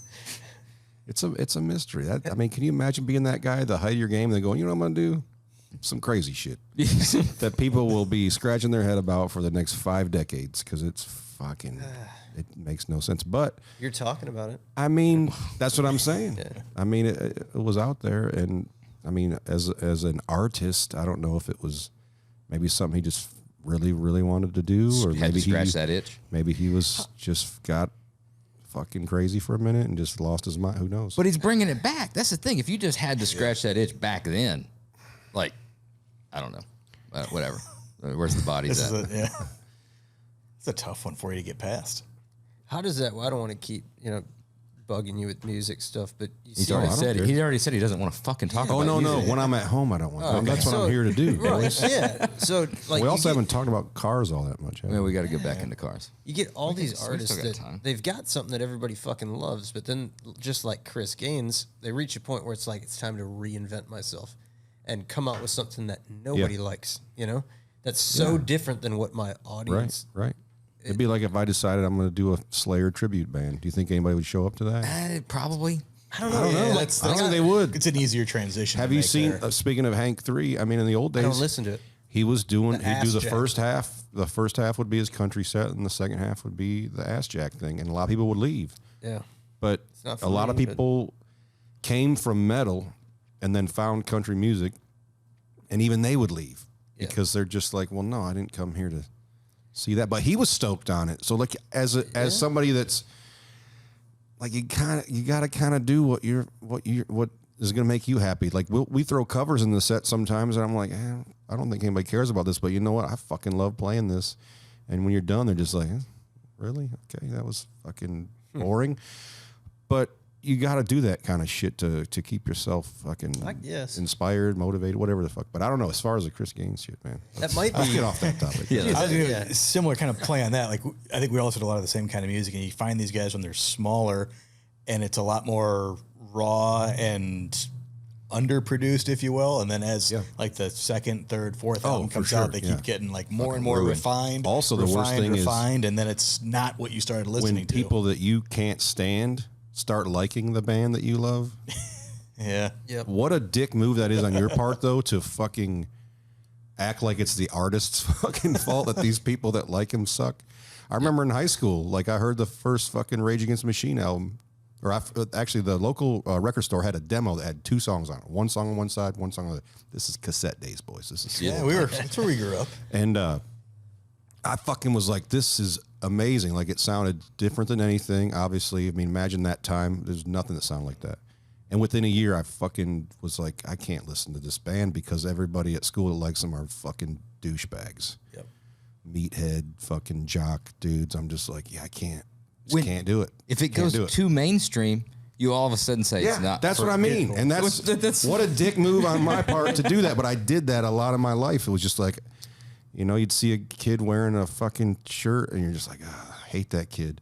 So now I fucking just don't really want to listen to that band. Oh, you've seen it happen to fucking, I mean, drop another band's name. You've seen it happen to fucking Sturgill. You've seen it happen to fucking Tyler. Oh, yeah. I mean. Fuck, he didn't even like his own fans for a while there. I think he had some... He got a little weird, shit, didn't he? I think some shit went down at a one of his shows, and like there was like a fight or something, and he was like talking some shit. I think, you know, and that's going to happen. I mean, when you're great like he is... Yeah. Like, you want it to go a certain way. You're such a control freak, and you have to be that successful and that great of a fucking songwriter and a singer. Yeah.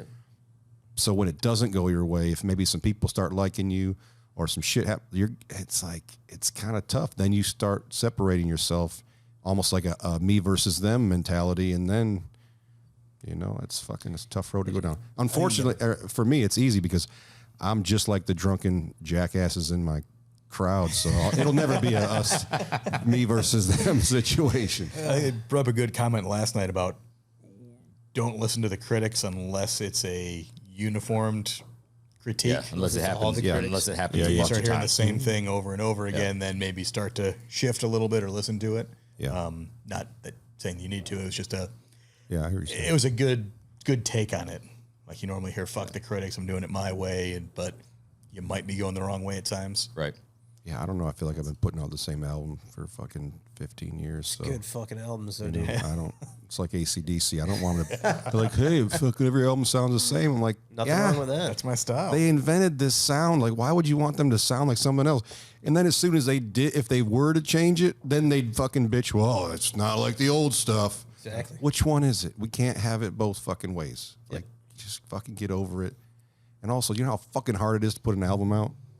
Get these judgmental motherfuckers, these critics. I'm just like, you're lucky he fucking put out an album at all, or anybody. You know, like, it is a fucking big thing. It's While huge. we're on the topic, it about kills me every time I do one. That's why I only put one out every 5 years, because it's fucking just shit ton of work. It's nerve wracking, and it's got to be perfect.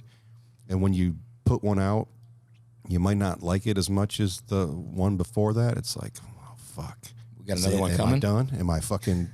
Is the next one going to be even worse? Yeah. You know, like, a lot of pressure, I'm sure. It is. I mean, and every artist, performer, whatever, we just second guess ourselves all the time.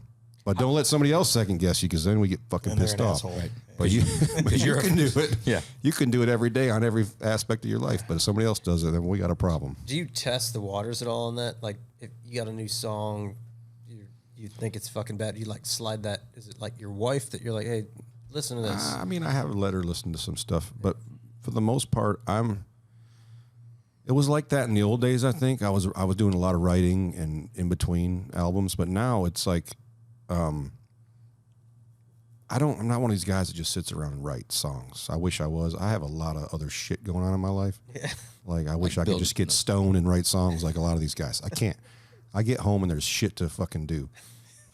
So what I do, my mentality is love it. Yeah.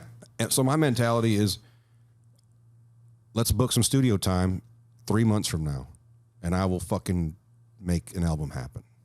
I'll get some writers together, and I'll make it happen. It's almost like, in school when you had that fucking midterm or whatever, and you're like, I didn't study, and you're like, yeah, well, we'll get it. I'll study tonight, and we'll fucking crank it out. It's like a procrastination. Yeah, I mean, it's also like, I'm just not thinking about music when I'm home. But I used to. Like, it was fucking music. I was obsessed. But, you get a couple of decades in, and it's like, well, I have a fucking family, and I live on this bitchin' fucking ranch in the mountains, and like, you want to go fucking fishing, or you want to sit in this room by yourself and write a song? Like, I want to go fishing. I want to go hang out with my kid. But when it's time to get down to the work, I'll fucking do the work. And I kind of like that. My manager's always like, well, you He's like, I've seen it. You just work better under pressure. So let's just book some studio time and we'll make an album. Will happen. That's cool. But like I said, it fucking almost kills me. So maybe I'm fucking doing it wrong.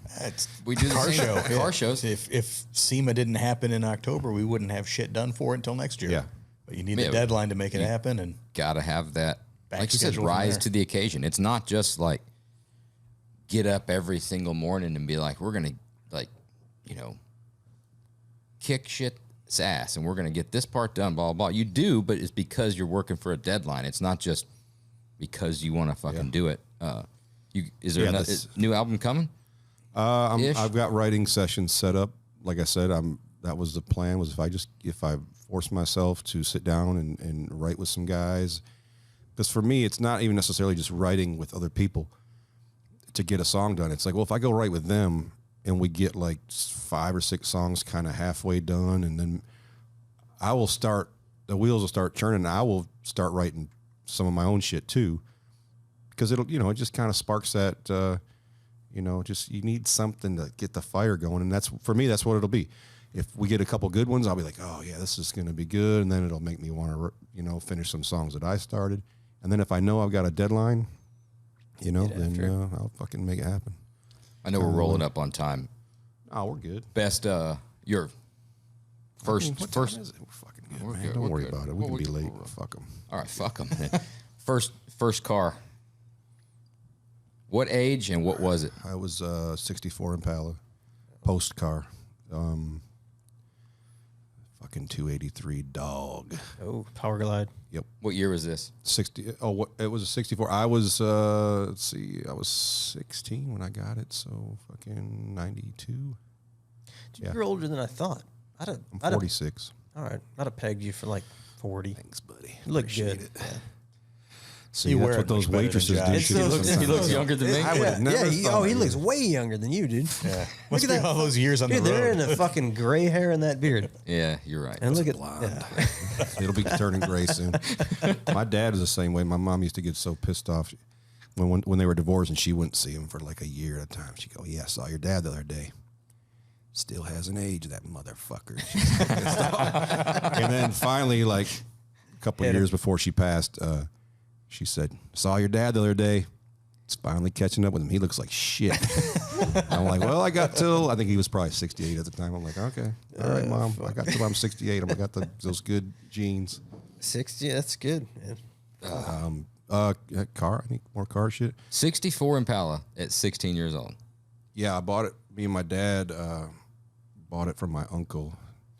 He power washed the engine bay and fouled out all the plugs and couldn't get it to start. And my dad said, we can get it to start. Like, my dad didn't even know what he had done, but he just knew. He's like, it was running 2 days ago. It's fine. We offered him, I think I gave him $1,500. I paid $750 and my dad put in $750 and brought it home, changed the plugs, started right up. Damn. Took it to prom. Well, my girlfriend's prom. I had dropped out at this point. But yeah, I love that car. I miss it. I sold it to one of my dad's buddies. I think he still has it. I sold it to put for a down payment on a truck. Or no, was it a truck? I had a Camaro too at the time, like an '87 fucking V6 pile of shit dog. But one wheel peel. It was fun. It was fun though. It looked good. Had some Kreger, the SSTs, the Keystone ripoffs, you know, those had a set of those on there with the white raised letters. Ooh, oh yeah, baby. Fucking badass, man. Yeah, man, a 64 Impala at 16 years old, like that. That's pretty good. You could do some damage on both ends with all your buddies on this. Oh, how many you could load up? I had fucking 415s in the trunk. Oh, yeah. It was fucking stupid. Shit. Yeah. It was fun. You ever heard Slayer in a 64 Impala with 415s in the fucking trunk? It sounds terrible. It sounds fucking There's a lot of rattling. Oh, it's just fucking. You could hear the scream and then the double bass just rumbling in the trunk. Yeah. It was fun. Fun days, man. I missed that car. I just missed the interior. It was if I remember right, it was a 64 Impala and it had 64,000 miles on it when I got it. So it was fucking super clean. Yeah, fucking. I just missed the steering wheel. I missed the dash cluster. All that was cool. My ultimate though, if I had my choice, and I'll probably never own one now because since back in the days they have skyrocketed is a 59 Impala hardtop, red with a white top, 409 car. What's that worth? Like $200,000 now, probably something stupid. I used to see them for sale in the day for like $30,000. Yeah. Now it's like they're worth more than that. Yeah, we got a 60. There's a 60 El Camino out there that we're just finishing up. Nice, that's nice. Similar. Doesn't have the beautiful tail lights, but same 59 same cool. dash. Yeah. Same dash in that car. Yeah. Favorite car you've ever owned?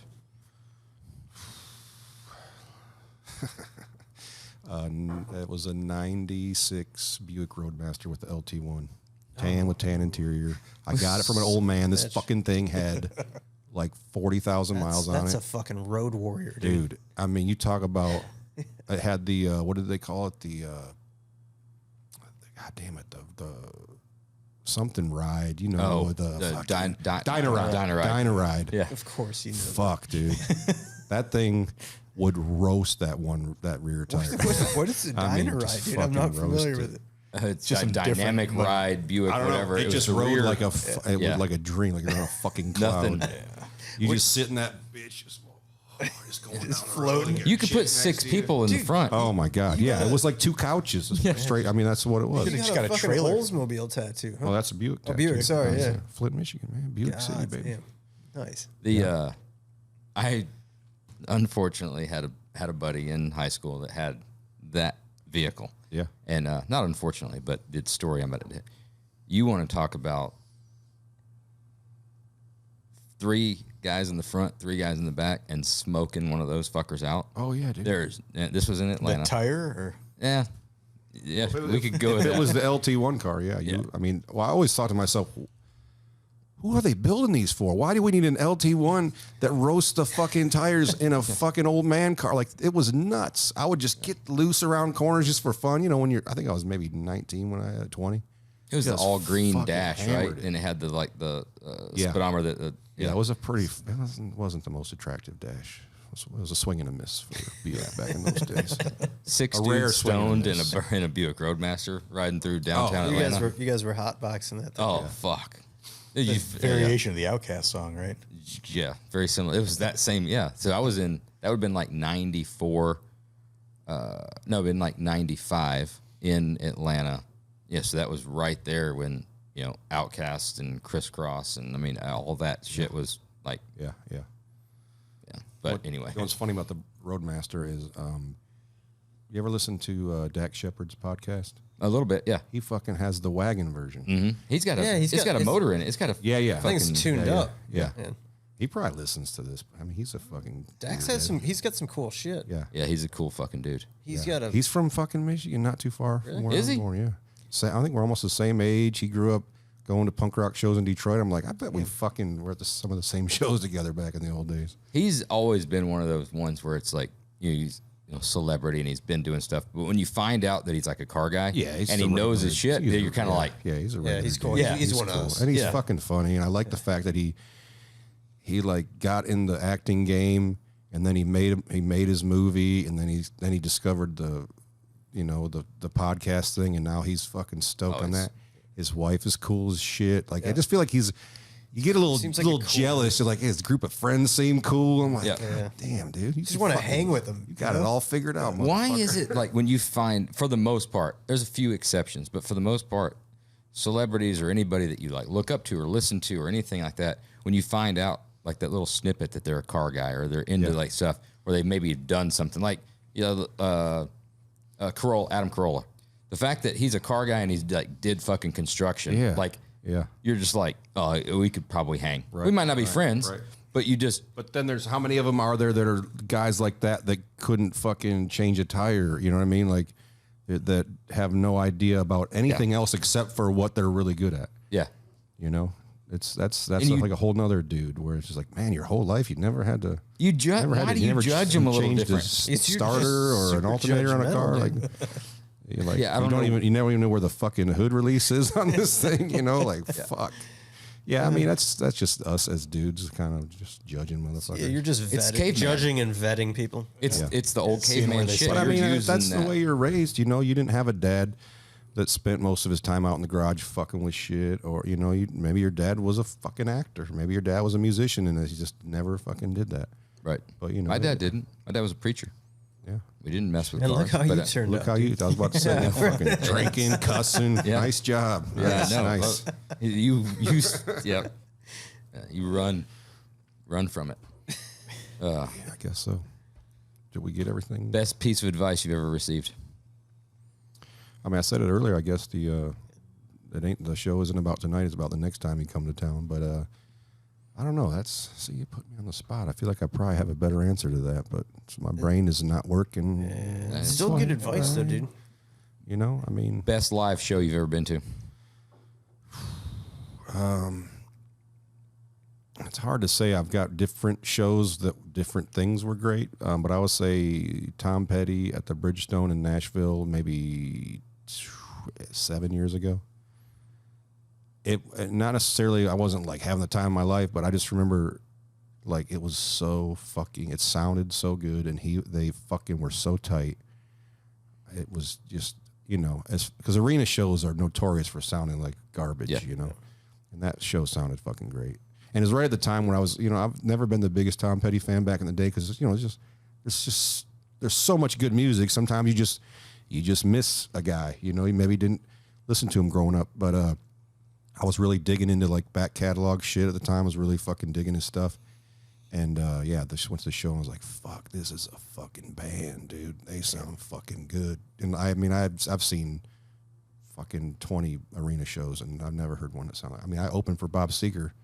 That's cool. Would probably be my second to see Bob Seger's side stage like 7 nights in a row, you know, was fucking amazing.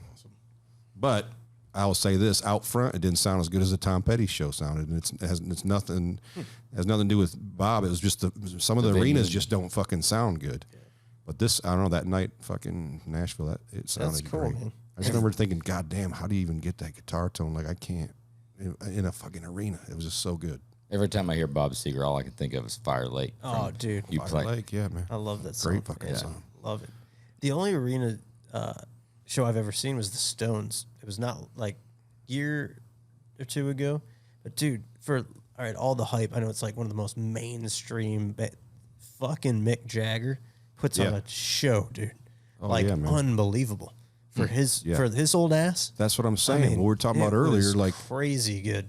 they came to pay the fucking money. You think Mick ain't gonna go out there and give it to him every fucking night for fucking what, 5 decades now? Do you think like after 40, 50, 60 years of doing what you do, you think you can still get up there and just on it, man? He loves God it. damn. I mean, I can see it. The fucking some of the best fucking songs you got, the best fucking bands ever. Like, and you get to get out there and front that band and sing these songs and fucking strut your shit. And cool. people love it. Like, I mean, that's the best gig ever. Fuck. Who are you listening to right now? Country music. The only new guy that is in my constant rotation is Brent Cobb. Okay. He's my guy. Fucking best songwriter out there right now. His fucking love it. It's great. He actually played my birthday party last year. Talked him into coming out. We put a band together for him, and he played. It was fucking cool. He's great. If you guys aren't hip to him, I'm hip to him, man. I know him. Fucking he's my favorite right now. I mean, I play his album. I mean, it's on I got a mix, so a playlist where it just gets, and all of his albums are on there. I think he's getting ready to release a new one. I know he's put out 2 new songs, but You still got still the same steel guitar player you had a couple years ago? Johnny is, I think he was here the last time, the Lombard House or the Brower House. He get down. He can get down. Yeah, Johnny's great, man. Fucking cool venue, dude. I'm stoked. I am super excited. We always have fun there. Whitey, it's been fucking awesome, man. Appreciate it, boys. Hell yeah, we got to do this. I could have. An hour and 20. That's it. I could have done this for 3 hours. We could roll. Feel all like night, we didn't man. even get You got into a concert. We can to fucking get to, keep though, going. There's some We can shit. fucking keep going. I mean, if you got some shit, I mean, we got more. Yeah, we got more fucking whiskey. Let's keep rocking and rolling. We're playing, Sure, just trying to be conscious of your time. Fucking like, fuck it. I'm gonna run and piss real quick, and then I'll tell them that you're good.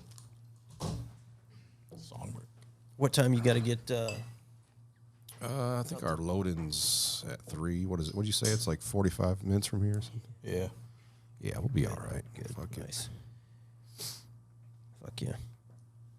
I mean, you guys kind of told the story earlier, but how did this shop, get started? I mean, I don't want to drag it back to your beginnings of fucking.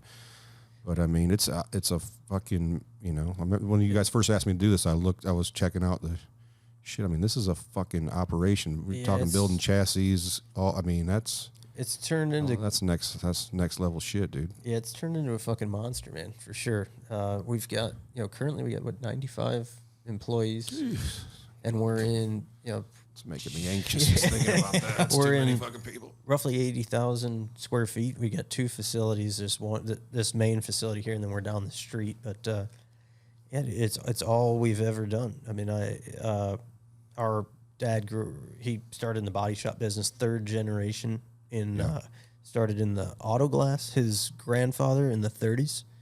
Then my grandfather jumped into the glass business. My dad started an auto collision shop in the probably late 70s. Yeah. Grew that through the 80s, 90s, and into the early 2000s. I got out of high school. I actually went to school in Michigan, Big Rapids, Michigan. Oh, yeah. For about a semester. That's that, yeah. And auto body. Came back, got a job working for this shop. Actually existed. It was a small little hot rod shop. 3 other dudes working there. Tiny little 7,000 square foot building out west of here. Worked there for a couple of years. Old man there, he passed away. Phil's getting out of college, doing super smart guy stuff with a business degree. Old man's getting out of the body shop business. You need one of those for sure. All came together and just kind of dove into this and fucking cool, grew it like crazy. Cool. And I mean, I've been out of the industry for a while, but it's cool to see how big it's gotten and how fucking rad all the fucking cars are still now, and what you guys are doing as far as, putting in the more modern chassis, all that shit, and making shit more drivable, honestly, Dude, it's very drivable. That's what we were doing all morning, is driving stuff with the Autotopia dudes, filming it and just pounding on cars. But fucking fun. Dude, it's crazy. It's making me want to fucking get back into this, but I can't. I got too much going on.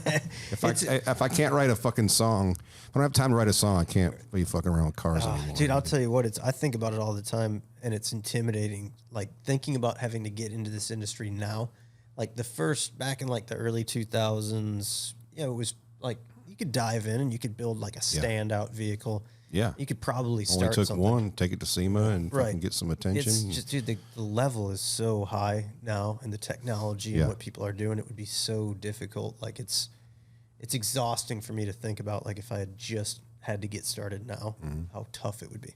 Oh, yeah, I can't imagine. I can't imagine what SEMA even looks like anymore. Is it? Oh, fuck. Dude, it's like crazy. It's wild. I mean, in the late 90s, it was, one thing, but it was when like Coddington and Foose were kind of first they were there, but that was when it was like they were the dudes, Yep.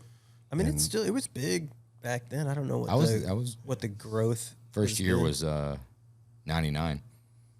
It was my first year there, and like you said, it was big. But you had crazy parking lot parties, and everybody had their little thing, and it was crazy. But you had imports and hot rods and stuff like that.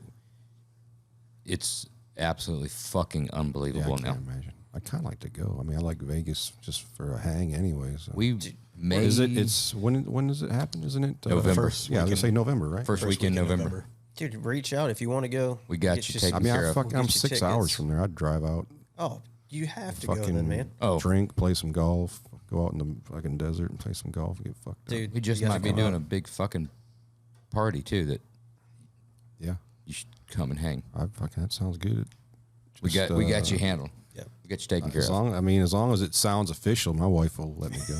Dude, it's super official. Babe, I got this thing I got to do. We'll send a formal request. Yeah, we can send a fake contract, whatever. You'll get a badge in the mail and everything. It'll have your name on it. Credentials will be legit. Vegas is weird. Like I kind of go up and down with it. Like for years, I was like, fucking, I don't want to. Like it's just a pain in the ass. Fucking, I'm not really. I don't party like I used to. Like, what's the point? And now I'm like, I started playing golf again. I'm like, fuck. Any place that's the desert in the fucking fall, I'm like, yeah, fucking, let's go. I can go play golf, and I can fucking go to the strip when I want to and drink, and then go back out to the resort and fucking. So you're a golfer, huh? Well, you couldn't tell by the look. I mean, I know it's wild, right? I played in high school. I was pretty decent, played varsity freshman and sophomore year, and then I didn't play for like 30 fucking years. And then during COVID, just like Nothing to do. What the fuck? Why am I not playing golf? Like I love outdoor shit. I love gear, and golf involves fucking gear. Yeah.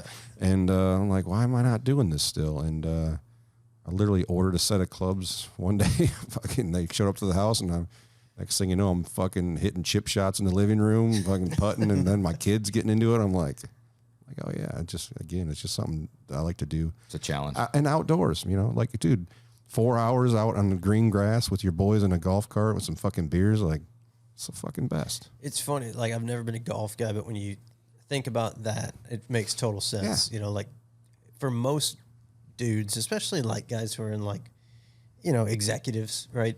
They're a little more straight laced. Yeah. To be able to use that as an excuse. Man. Like yeah. for us, we get lots of excuses. It's also right? 5 fucking hours. Yeah. To play Away 18 from holes. everybody. So, like, imagine having a hobby that takes 5 fucking hours. I'm going to be gone. Yeah. Your wife's like, what are you going to do? And you could be like, that I'm going to that course. There's no cell reception. There's no cell reception. It's real slow out here today, too, babe. I'll give you a buzz when we get off. Yeah, I might not. I might come home tomorrow. Who fucking knows, Maybe not. But, yeah. And, well, when I played when I was a kid, obviously, I'm in high school, not drinking. So, like, adding alcohol to the whole golf thing was like, oh, this is fucking awesome. Dude, for me, the problem is adding alcohol makes for just destroying the golf carts. Because I'm not a golfer. Oh, yeah. I'm a golf cart driver. Yeah. We did it for my wedding. Because it just seemed like a natural thing to do, right? Oh, yeah. Take the fucking wedding party Yeah, where that's where they do it at, Yeah, the so we went fucking- golfing ahead of time. Had a couple of cocktails, and fucking just sending it out of the sand Yeah. traps and stuff. So, yeah. Because that Love was it. cool. I can't Love golf, it. but Love it. I can. Yeah. No, and I mean, when you hit with a one golf good cart. shot, like if you fucking flush one right in the center of the club head, it's like the best. You're just like, you get that little flicker. Maybe I am good at this. And then the next 10 shots are shit, and you're like, fuck this game. My kid, the first time we're in the fucking living room, I got those little plastic wiffle ball golf balls. He hits like 3 good ones. He's like, Dad, this is so fucking fun, blah, blah. Then he hits how they like a get bunch you. of bad ones, and he's like, this is the stupidest game ever. I'm like, you sound like a grown man right now. Yeah, like, now you're proud of learning. you, buddy. Now you're learning. Fucking kid. Gotta love it, It's man. fucking funny, man. Bucket list car. If money was no problem, you could build something, buy something, whatever. Right now, you talked about the Impala. Maybe Is that it? Well, yeah. I mean, I've got a few, like a 65 Rivy. Oh, It's a good looking car. Would be fucking pretty rad. Yeah, I had one for a minute. I bought it off a buddy. Had plans to, to fucking tear it apart, and then another buddy offered me twice what I paid for it a week later, and I'm like, yeah, you can have it. Turns out I don't really want to do this project. It pulled into my driveway, sat there for a fucking week, and then it left. I love those cars. Yeah. Oh man, it's fucking. The one that I had, it has a little engraved, or whether they for whoever bought it, like when you ordered it back in the day, and it says for so and so, and it has your name and shit on the fucking console. How badass is Cool. that? Yeah. That's what was the dude's name? Oh fuck, dude, that was so many years Ernie. ago, I don't remember. Ernie Big Earn. or Big Earn. You fuck with motorcycles or anything? I just during, like we were saying, during the Jesse James shit when it was fucking blowing up, we definitely did some bikes. I've molded some frames and fucking narrowed some fenders and shit and painted them. Take those fingerprints like off, that. fucking working those webs. But I mean, we not a bunch. I never even. I mean, I rode a few. I rode dirt bikes when I was a kid, but I was never a big motorcycle guy. And then when you have a couple friends fucking die, you're like, okay, fuck motorcycles. It's fucking. It's tough. And then when one of your buddies starts riding, you're like, fuck. When like you started riding in your 40s, like this is not a good fucking idea, man. Like I don't see you having the coordination to not get fucking hit on a corner or a curve or something. And that's honestly another feather in the cap for the side by sides. The little Your slingshot? slingshots. Yeah, that's your Yeah, because it's kind of like a motorcycle, but it's it's easier to ride and you can sit down in it. Yeah, I mean, I love motorcycles, but I'm not a rider. Then again, I ride mountain bikes, and I fucking broke my shoulder a few years ago doing that. So I mean, it's pretty fucking. That's a bad thing to break. And mountain bike shit's fucking I've done scary. more damage to myself in a BMX bike than any motocross or anything Yeah. I else. used to I raced BMX when I was a kid coming up. That shit was fucking fun. But yeah, you can't. The mountain bike kind of took over for that because it's the full suspension. Yeah. I can get my fat ass on there with my old fucking bones, and it's soft. It's a nice plush ride, but you could still bomb some hills and kind of scare yourself a little bit. But yeah, we were just talking about the other day. We passed a BMX track on the road, and I was like, man, I can't believe the fucking gaps I used to jump when I was fucking 18 years old. Like, fucking stupid. Just just the fucking bone. Just I can just imagine. Yeah. Well, it's fucking, the coming up. But then you fall when you're a kid, and you jump right the fuck roll back. Right off. You do it 20 coming times. Up short on the gap. Yeah. That's what gets that you. was. Dude, I remember like just casing like a triple on a dirt bike. You got to carry speed. So violent. Once you fucking stop being afraid. Yeah, you clear all that shit like it's nothing. You just have to fucking pedal up. Pedal. Just carry speed, and as long as you know. But as soon as you get a little second guess, that's when you case and you fucking eat shit. Dude, I always wonder when you watch the guys, like dirt bike dudes, and they're sending it in like the dunes or something, and you're talking like not like 100 feet, like thousands of feet, right? Like it's basically flying. How the fuck? They gauge where they're gonna land. Yeah, how do you gauge that to like? All right, if I hit this in 6th gear. Or do you just hit it in 6th gear pinned? Who knows? You ever seen that fucking Red Bull Rampage shit they do? The mountain bike out in Utah where they're just Jesus insane. That I made friends with that Cam Zink guy. He's like the head. He's like the bad motherfucker of that. I noticed one day on Instagram that he was following me. I'm like, fucking wild. Like this guy. I know who he is because I ride. I'm like, it's fucking. That shit's always cool, and you're like, "Fuck!" I'm sure you guys get that. You're like, "Oh, so and so's fucking knows who we are." That's fucking rad. But he's a fuck. That guy's a monster, man. Like fucking, he does those fucking lines where it's like backflip down a 200-foot fucking gap into the bottom of the goddamn canyon. Like what? I just fuck. Dude, there's no margin of error in any of those. Because you've got speed and gravity. Going into it, like it's different if like speed in a car on a flat road. You've got options, right? You've got places to go. You've got brakes. You've got downshifting. You've got things like that. Downhill, you've got speed and gravity on 2 wheels, and you're also on a fucking trail that's an inch wider than the tire. You watch those point of view fucking when they got, and you're just going down those backbones and shit, and they're dropping. That shit makes your stomach. You miss, and it's death. Yeah, and there are guys do die out there in Moab when they do that. I'm still working on skids, man. Like I could bust out slide out. Yeah, you doing some slide outs? Yeah, find you a puddle and just skid it out. Right? See that, Mom? That was bitching. That's right. Yeah, sweet coaster break. That's where kids don't know anything about that. No, my son does because the fucking driveway was recently coated, and now the fucking driveway's covered in skids. His first bike had a coaster brake. Fucking driveway skids. Yeah, and then the fucking tire's bald as shit within a month, and you got to put another one on that thing. But you come home and you're like, you want to be pissed. He's like, I just spent a bunch of money to seal coat the driveway, but you know, it's pretty cool. Oh yeah, you look at that one, you're like, yeah, that's actually pretty long. Like how fast? Yeah, fucking rad. All right, we've devolved into mountain bikes. Yeah, we're getting off the driveway. Dude, this is gonna be a fucking rocking show tonight. Yeah, I'm excited, Can't wait, man. Fucking, dude, what are you doing to get fucking pumped up for this shit? We just got the little Bluetooth radio in the green room. We throw on some Slayer music, and all the guys don't like. Is there like a go-to song? Like, is it like a? It's usually just some old school country, just to kind of get us fucking heads bobbing and singing along, and fucking drink some tequila and.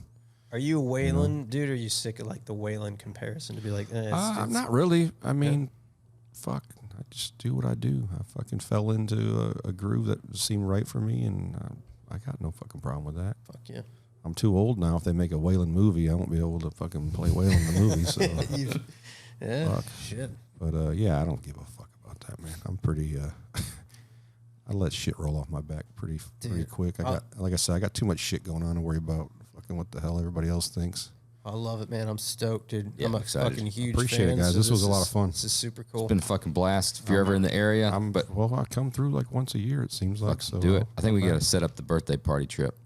We got to come out there and bands, barbecue. I got to see what this fucking brisket's all about. Dude, you'll eat the best brisket you ever had in your life for sure. John Lewis cooks it. He's the fucking man. You got your tour dates on your Instagram?